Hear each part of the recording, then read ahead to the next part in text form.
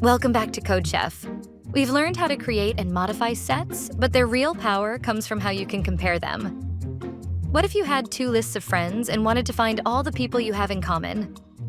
Or what if you wanted to find the friends that are unique to your list? Today, we're going to dive into advanced set operations like union and intersection, which are perfect for solving these exact problems. The best way to visualize set operations is with a Venn diagram. Imagine the left circle contains all the books you've read, and the right circle contains all the books your friend has read. The union is the combination of all the books in both circles. The intersection is the area where the circles overlap, the books you've both read. The difference is the books only you have read, and the subset check is asking if all your books are also in your friend's collection. In this tutorial, you will master these key concepts: membership testing, in and not in, iterating over a set, for loop, union, intersection, difference, and subset and superset checks. First, let's remember the basics. Sets are unordered, so we can't access elements by index. Instead, we can use the in and not in keywords for efficient membership testing. We can also iterate over a set using a for loop to process each element. The core of advanced sets lies in the mathematical operations we can perform on them to find what they have in common or what makes them unique. Let's see these operations in action using two sets of numbers, set A and set B.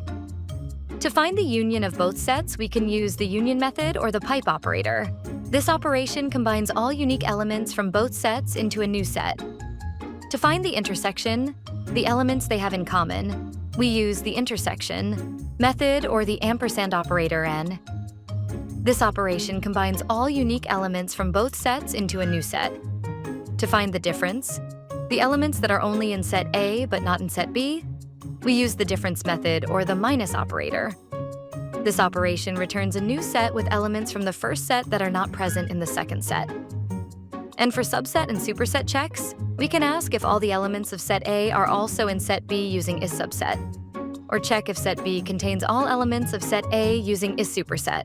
The issubset method returns true if every element of the first set is also an element of the second set, while issuperset returns true if the first set contains every element of the second set. You can also use the less than and greater than operators as shortcuts. These operations are vital for real-world applications, recommendation engines, finding the intersection of interest between users to suggest mutual friends or content. Data validation. Checking if a user's submitted permissions are a valid subset of all available permissions. Sets are a highly efficient way to handle these types of comparisons. Here we have two sets, Garden 1 and Garden 2, each containing different types of fruits. Your challenge is to combine all the unique fruits from both gardens into a single new set. You have two great options for this. You can use the union method, which is very clear, or you can use the pipe operator, which is a common shortcut for the exact same operation.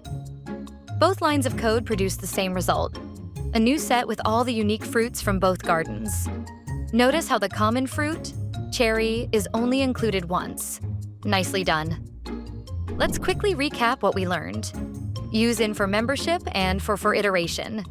Union, ma, combines sets, intersection, and finds common elements. Difference finds unique elements. You can check for subset and superset relationships.